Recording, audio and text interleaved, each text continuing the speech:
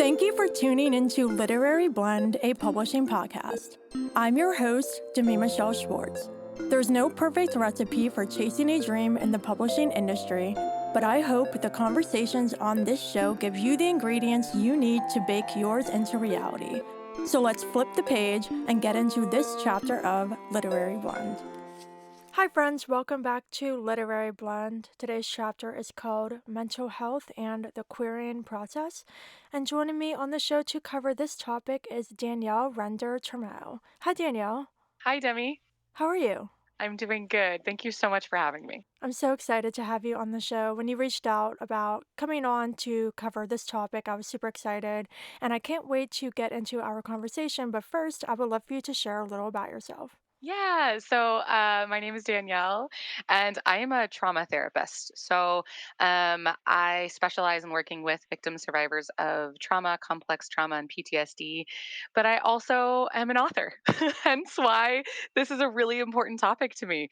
I have been in the field of academia for a while, been a professor teaching counseling, and I stepped back this year from being full time to lean into a better work life balance with kiddos and also be able to do some more writing.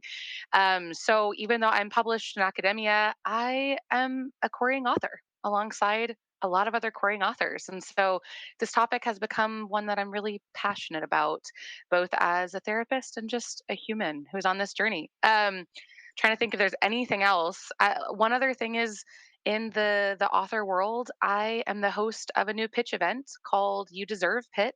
We're having our first one September 5th. And then I started a resource recently that's called Kidlit Support Swap, where those who are Kidlit authors can come and swap support with each other regardless of where they are in the journey. So that's a little bit about me. Feel free to ask any questions. I think that's kind of the gist, though. Yeah, no, that's perfect. And I'm really excited to dive into mental health and queering because you have the professional expertise surrounding this and the struggles that come with rejection and all the waiting and the doubts and all of that. So I can't wait to get into it. So I would love for you to kick us off by sharing any general thoughts you have about the effect that queering has on mental health. Oh, goodness. Yeah. It's different for each person, obviously, but there's so many similarities. So, we can see people struggling with anxiety, depression, increase in traumatic stress. If people have trauma histories and it bringing up a lot of traumatic stress from their past, obsessive compulsive triggers. So, this is both for people who struggle with OCD, but also people don't struggle with OCD. That anxiety can lead people to really feel distracted in their daily life and checking their emails a lot and query tracker um but also the feelings of rejection can hit really hard and impact feelings of worthlessness, decrease our self-esteem, make us feel really just fatigued and burned out. And then, like I mentioned earlier, distraction. This sounds silly, but distraction from daily life and us not feeling like we can be present in life, that can really take a toll on us. And in the querying process, a lot of us can feel really preoccupied and distracted, going, am I going to get an email of rejection or acceptance today? And it can take a lot. One piece that I'm going to nerd out with you really quick, if that's cool. So, in the psychology world, stress is obviously a really big topic for us to research. We really want to know how it impacts us and our bodies. Um, there are a few factors that can make certain situations considered more stressful. And these factors are lack of control, ambiguity, and suddenness. My guess is you're probably like, "Oh, yeah, like, the querying process hits most, if not all of those." And that's actually, I think, really affirming for us to know and recognize is some of the most stressful situations in the world meet all of these factors, and querying hits a lot of them. So lack of control, there's only so much we can do to get agents or publishers to read our work or accept it. Also, the ambiguity of when am I going to hear back? Am I going to hear back? What feedback am I going to get? And the suddenness isn't quite the same in the sense of when we walk into the process, we expect rejections for most of us, but there can be suddenness of we hear nothing and then we get 5 rejections in a week. And so there are several factors that just in general in psychological research tell us this is a really stressful situation for us to be in. Yeah, so much great information. Again, great insight from a professional. And I think what we have to recognize is that we can't be hard on ourselves when we are feeling stressed about this and we feel lack of control and the whole unknown of querying because it's something we're all facing, whether we're querying or I'm on submission right now and I'm facing similar experiences I was while querying. And sometimes it can be very easy to get down on ourselves and think there's something wrong with us or that we're the problem. But those things aren't true. But when we're in these cycles of feeling the anxiety and feeling so stressed out and just not having the best mental health overall, we can start having that negative self talk and believing things about ourselves that aren't necessarily true. Absolutely. And I think, Demi, what I love about that is if we normalize that for ourselves, like normalize that our nervous systems are not meant to hold this much rejection and this much stress, then it can take all of those effects that you're talking about off of us and our identity and who we are and put it on a situation, which can be so much better than what's wrong with me. Why am I feeling this way? Like, I shouldn't be feeling this way. Everybody goes through this. No, like, our nervous systems are not meant to hold this much rejection and stress. And so it's not our fault. So I love that. Thank you. Yeah, and the other thing too is that once we start querying, we have no way of knowing how long we will be Oh my enduring gosh. this. No. And that's one of the biggest challenges. I queried for about a year and 4 months.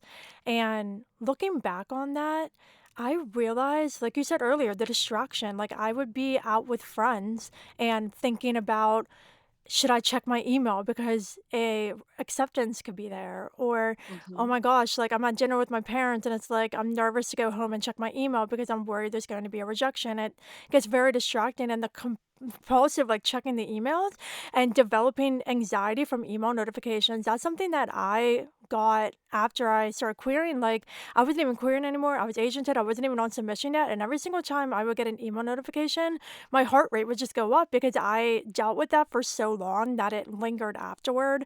And so I think that's one of the other things as well. While we're querying, we're facing these things, but because of the long duration of the amount of time we had to deal with those emotions and situations, there are lingering effects too. Oh, yeah, absolutely. And like you said, then you get into submissions and it's not tons different. Not that I've lived that before. You can speak to that more, but from what I've heard, it's a very similar process. And so over time, as we're experiencing these things, our brain starts to make connections, make associations. So, like negative associations with the email, or it starts to make these pathways in our brain where it's really hard to undo that after years of it for a lot of people. Yeah, it's a lot. It's a lot. Yeah, for sure. So now I want to specifically talk about managing the rejection. So, what advice do you have with this? Oh my gosh. Okay. So a few things. I think one of the first thing I want to say is you were talking about how when we can name for ourselves what's happening, it can kind of take some of that stigma off of us and some of that shame.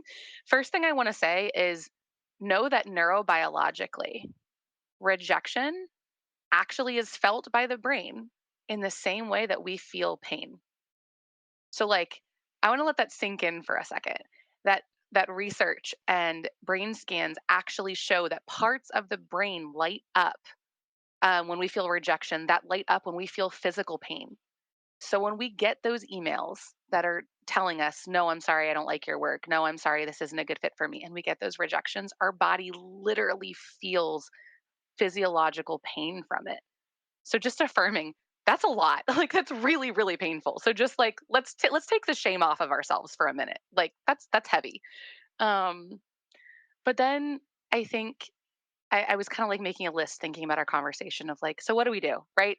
We can't change the industry. Like hopefully conversations like this can help and bring awareness, but we can't change it. So one of the things we can do is one, know it makes sense. No, it's not our fault. That what we're going through, how it's impacting us makes sense. Two, really big one, do things that build us up. So find moments in our life doing things other than writing.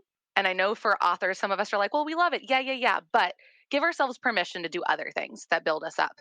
Find things in life that bring us joy and wonder. Do tasks that we can foster a sense of self efficacy, even if that's like, oh yeah, I did my laundry today, whatever it is. Like, find things that help us go, I'm accomplished. I did this. And building those senses of pride and awe and wonder and joy in our life. So, like, for example, this summer, I needed a break from quarrying for a little while and I needed something different. And I joined an adult volleyball league and it was awesome. It was totally something new for me. It took a lot of courage to go be around a bunch of strangers and play volleyball, but it helped me and my body remember that I'm capable of doing beautiful and hard things. Um, so those are a couple things. Number three, oh my gosh, Demi. And I know you know this. I mean, like, I love your podcast and listening to the community you're building. Community is huge. We really, really have to find our people. And this is not only just our people in our circle and our family and our close friends, but also finding other writers who can remind us we're not alone, we're understood, and who can also just provide us with some like practical support, in the querying process. Um, and then number 4, I'd say move stress. So, like, stresses and trauma are literally stored in our body. And when it sits there over time, it just builds up and it can lead to so much fatigue, so much exhaustion, and just amplified mental health challenges. So, as a trauma therapist, we talk about this a lot in our work, that it's stress and trauma don't just stay in the mental and psychological, they literally are stored in our body. So, doing movement, whether it's walking or running or boxing or swimming or whatever it is, being able to move our bodies can help move some of the stress literally out of our body and release it. But also doing other things that aren't movement, whether it's journaling, massages, therapy, talking with loved ones, finding ways to help release some of that literal stress, energy, and hormones from where it's stored in our body can be really, really, really huge. So those are a few things. Feel free to ask Perfect. questions or share thoughts on No, that. that's so perfect. Oh my goodness. I'm still thinking about what you said about how when we experience rejection, it's similar to feeling pain. That completely blew my mind because I never knew that. And it makes total sense because of the lingering effects afterward. You don't get a rejection and look at it and go, oh, I got a rejection, then move on. Like those emotions linger because it starts to make you feel like, am I good enough? And like wonder if you'll ever get your yes. And that unknown is just something that lingers for such a long period of time because you have no idea when that will come. And I also love we were talking about taking breaks too. I think sometimes we can view taking breaks as a weakness or think that if we take a break for a month, we'll miss our chance to get the agent we were meant to have or the publisher we were meant to have. But I think breaks are extremely important in anything in life. Like, I am a songwriter as well, and my one time in, like, 2021, I was doing a lot of interviews back to back. This was, like, the first time I ever really got interviews, so I was, like, packing them all in because I was very excited, and I was doing Yeah. something I loved. But then I physically got sick because I was so burned out to the point where Hmm. I was like, "Hang on. No, you need a break. Even though you're doing something you love, you need a break." And so no matter if it's something that can be mentally toxic like queering or just something that you love doing, if you keep going and going and going without giving your body and your mind a chance to rest, like you're going to feel the effects from that. And I think there's no shame in taking a break from queering if you need that to protect yourself. Yeah, and I when we were talking about like that lack of control earlier, that sense of one of the most stressful things is when we can't control. Well, there's a lot of things about the querying process we can't control, but giving yourselves those breaks is one thing you can, and making a plan for yourself. So, like, whether that's going, all right, I'm going to spend 3 months querying and then I'm just going to take a break and reconsider my next steps, or I'm going to query for this number of years and then agents, and then I'm going to go to publishers, and then I'm going to go to self pub, like whatever it is, giving ourselves back that sense of break, space, rest, control is so big because otherwise our nervous system is in this chronic state of survival mode, and it's just too much. It's just too much. Yeah. Something I did while querying and that I'm doing now with submission to have a little sense of control surrounding my writing is working on new things. I was always working on a new manuscript. Now I'm like obsessed with anthologies and I'm writing a lot of short stories while I'm on submission before I start my next manuscript in a couple months. So I think if you can bring enjoyment back to the process, if you set your querying manuscript aside, if you're not working on it actively, and if you're working on another project that doesn't have all the stress tied to it, you're not querying that new book. So you can be super free with it and fun, and it can be your passion project. And when you return to that project to work on it, there's no stress tied to that because you aren't thinking, oh my gosh, if this opening page isn't perfect, I'm going to get rejected. You can just use that as your happiness, as you're continuing to work on your craft while not being so stressed about the manuscript that you're querying. Oh my gosh, I love that so much. I've actually been doing that too. And yes, I love it's so good because you get to bring your passion back without somebody else judging it in that moment, right? It's about you and your heart. Something I've been thinking about that this is bringing up for me, Demi, is rejection and quarrying. It's not about rejection of our words, it's about rejection of our heart. And what I mean by that is for most of us, our writing are literally pieces of our stories. They're pieces of who we are. They're not just words to us. And so when we get those no's, unlike I mean, honestly, I'd say in most fields, it's pieces of your heart, but it's when you're writing stories, it's a very specific part of who we are. And when we get those no's, it really, really can feel like we're getting the no to us and our life story versus just our art. Yeah, no, that's very true. And that's something I've tried to consistently remind myself when I get a pass from an editor. My first thought is, I'm terrible. Nobody likes me. But then I need to take a step back and be like, hang on, and like rewire my brain a bit to recognize like that's not the case. But when I first started querying, that was my thoughts the entire time. I'm constantly thinking I wasn't good enough. And seeing friends and other authors on Twitter seem to like get offers right away and like amazing book deals right away and like you feel like you're getting left behind and you think you're the Yeah. problem. And so those are definitely thoughts and emotions that I've experienced. Oh, for sure. And I think that's really typical. I'm a trauma therapist, and it's so funny to watch what comes up in me and my body and my brain automatically, both from my own story, right? And but also just because my body responds this way. Like my brain is responding to this rejection because that's how it's wired to. Like we need people in our life to literally survive and be healthy. So our brain is wired to feel rejection deeply so that we can make social relationships. But in situations like this, our body doesn't necessarily distinguish between, oh no, this is just not a good fit for the agent, or oh no, I'm not enough. And so that's what we feel. It's a natural response and it sucks. It But does. having conversations like this can be so, I think, beautiful because we Yeah, can go, no, it's not about us. It's our body's response. And right. we can notice that, but we can also try to help our body and our brain bridge that gap between what's actually happening and who we are. Right. Yeah. It's so interesting because I've never studied like psychology deeply. I took a couple of classes in school, but I do not have the experience you do. And sometimes I always think like I'm confused, like why am I reacting a certain way? Because like I don't understand the biology and the psychology behind it. So it's really interesting to hear your perspectives on why our bodies react the way they do and what it means. Yeah.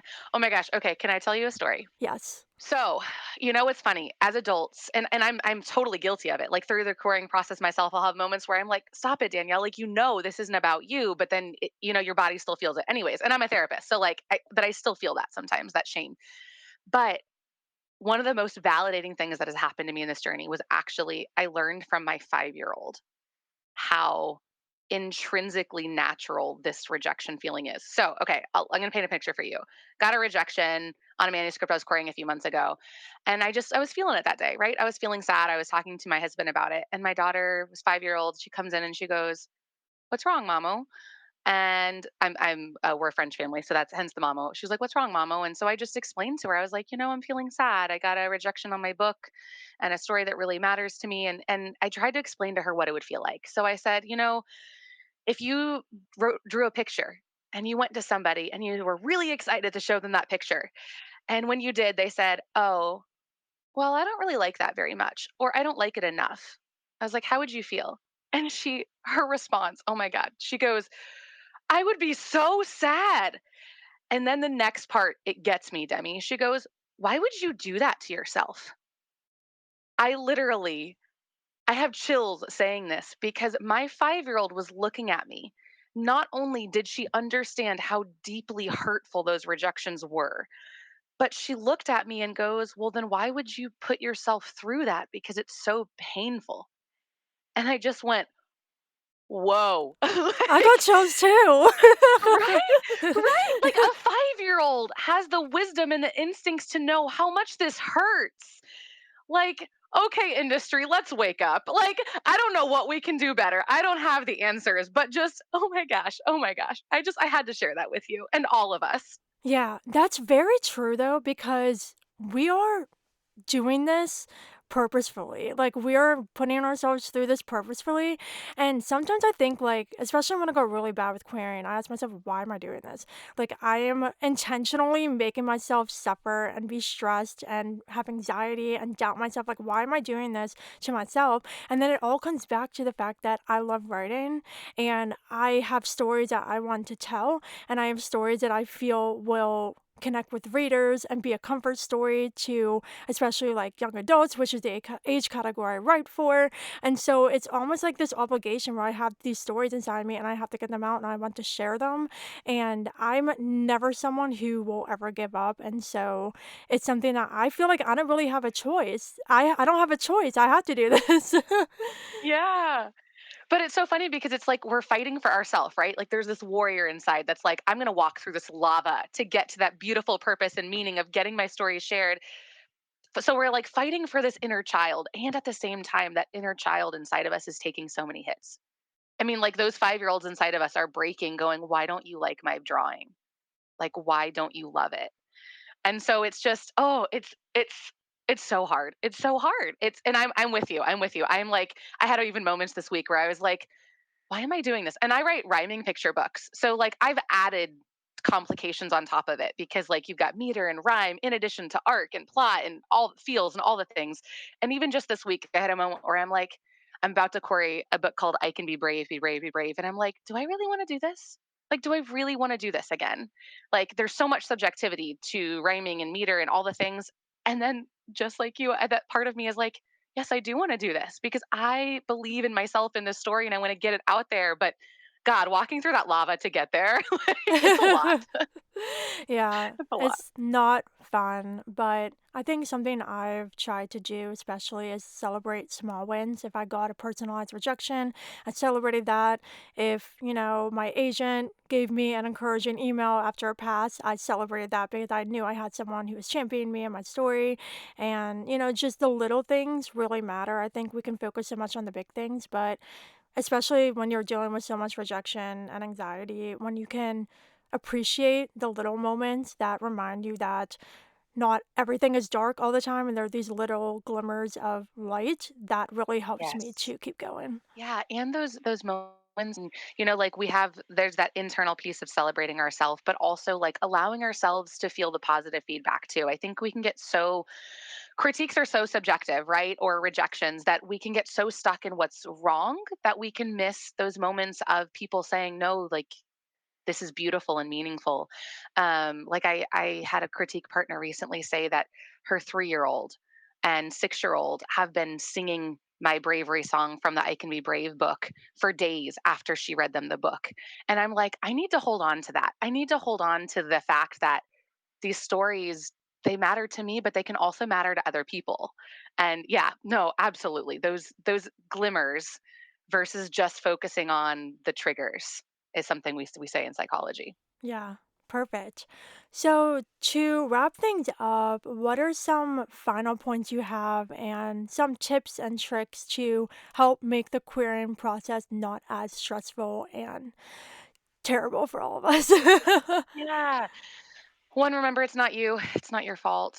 Two, know just that this is a natural thing, right? And that this is your body doing what it's supposed to do, but then helping your body, finding joy and awe and wonder in different ways, and finding ways that you can control the process. Like we were talking about, whether it's taking breaks or um, just literally creating a plan for yourself. If you're a planner, like giving yourself permission to have plans and um, remember that it's not just in your mind, it's also in your body. So we really, really, really have to take care of ourselves, like psychologically, mentally, but also physically, whether that's eating healthy or sleeping enough. Oh my gosh, I can't say enough about sleeping, Demi, which anxiety doesn't help that, right? When we're like waiting for emails or checking things regularly, but not sleeping, it really, really impacts our mental health. So try to get some rest. Try to shut off your apps if you have to at night. Like, do what you got to do and really take care of yourself. And then the last thing, remember your story matters. Remember you matter. This process is not perfect and it's painful and it's not about you, no matter what your body is telling you as it's trying to protect you from this process. Perfect. So much wisdom. It was an absolute joy having you on the show for this conversation. And this brings us to your plot twist. Are you ready? Yeah. All right, so Halloween is coming up. So if you could dress up as your favorite book character, who would that be? Oh my gosh, can it be a comic book character? Yes. Okay. I would have to be Captain Marvel because Oh, I really perfect. love her. She is badass. So I have to go superhero. I have to go superhero. Yeah. I Awesome. love that plot twist. Thank you so much. That was fun. Yeah. Awesome. Well, it was a joy having you on this show. Can you please share with everybody where they can connect with you online? Yeah, so feel free to connect with me on Instagram or Twitter. Instagram, I tend to share more psychological therapy types of stuff, and that's at Render Turmaud. And same on Twitter, but Twitter, I tend to do more author and writing stuff. So follow me at Render Turmaud, which is DRenderTurmaud. Fabulous. Well, thank you so much again for joining me and for reaching out to be on the show. It was an absolute delight having you. Thanks, Demi.